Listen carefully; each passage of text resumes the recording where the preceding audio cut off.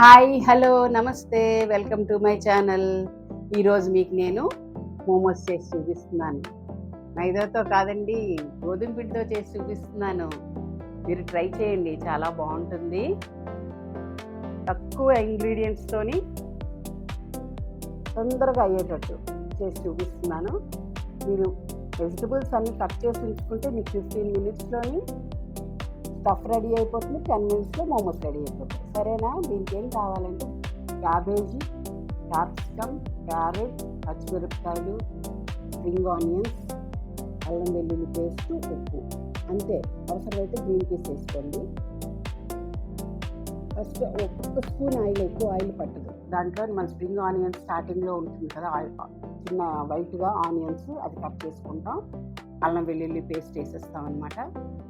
ఉప్పు వేసి వేయించుకోండి. తర్వాత మనం క్యాప్సికమ్ సన్నగా కట్ చేసి ఉంచుకున్నాం, అది వేసుకుంటాం. వేసుకున్న తర్వాత మనం అటు ఇటు చక్కగా సార్ట్ చేసుకున్న తర్వాత మనం క్యారెట్, ఇందులో గ్రీన్ చిల్లీ 2 కలిపి నేను చాప్ చేస్తాను, అవి వేసేసుకుంటాం.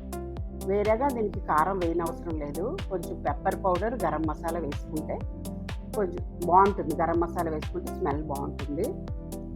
తర్వాత కారం మీరు కావాలంటే వేసుకోండి. స్పైసీగా ఉండాలనుకుంటే కారం వేసుకోండి, లేకపోతే పచ్చిమిరపకాయలు కొంచెం వేసుకోండి.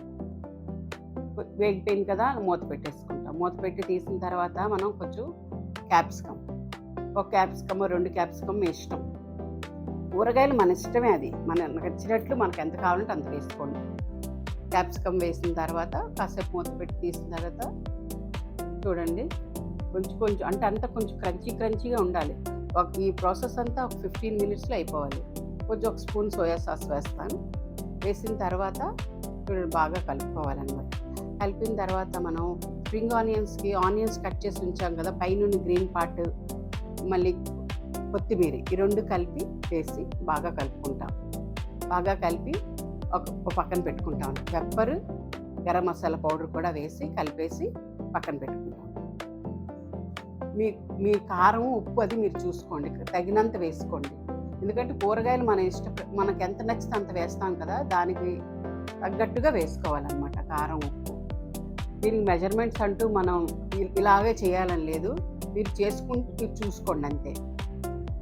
తర్వాత మనం గోధుమ పిండి కలిపి ఉంచుకుంటే నానుతుంది అనమాట. స్టార్టింగ్లోనే కలిపి ఉంచుకోండి.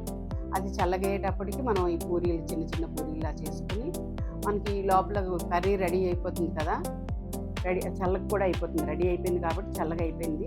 అప్పుడు తీసి మనం దాంట్లో పెట్టుకొని, మనకి కజ్జికాయలు ఉంటాయి కదా 3, అందులోనే పెట్టి చేసుకోవచ్చు. కజ్జికాయల షేప్లోని ఇలా చేతితోనైనా చేసుకోవచ్చు. మీ ఇష్టం, మీకు ఎలా నచ్చితే అలా.